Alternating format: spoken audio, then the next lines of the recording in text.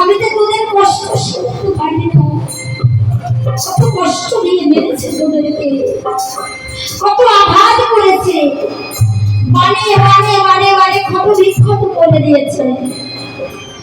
না না না, যেই তুমি বলো আমার প্রাণের সেই প্রিয় দিন ভাইকে এত কষ্ট দিয়ে মেরেছে, সেই দুটি বালককে যদি আমি হাতের কাছে পাই, তুলে আছাড় দিয়ে দেবো ওদেরকে মেরে ফেলে। রামচন্দ্র রেগে দুটি বালকের সম্মুখে গিয়ে দাঁড়ালেন। দুটি বালককে দেখে রামচন্দ্রের আর রাগ নেই। রামচন্দ্র মনে মনে ভাবছে, কে দুটি বালক, কেন আমার আর কোনো রাগ নেই?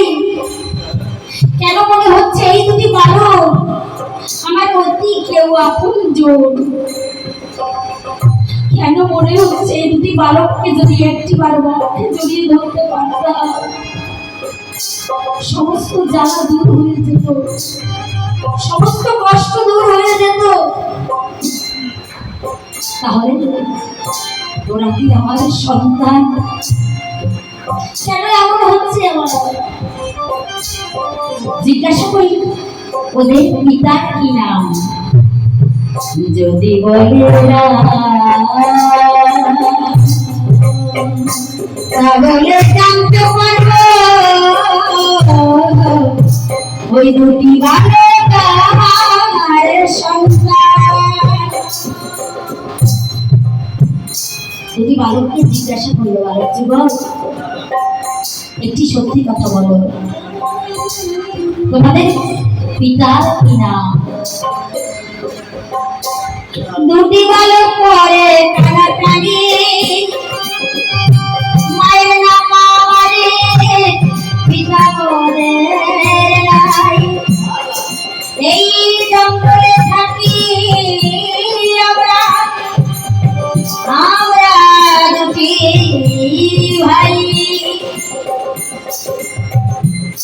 আমরা তো পিতার নাম জানি না।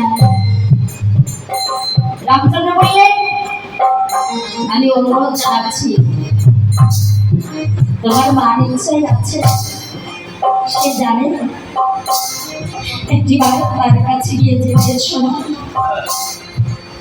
দুটি বালক গিয়েছিলেন মায়ের কাছে, পিতার নাম জেনে এসেছিলেন,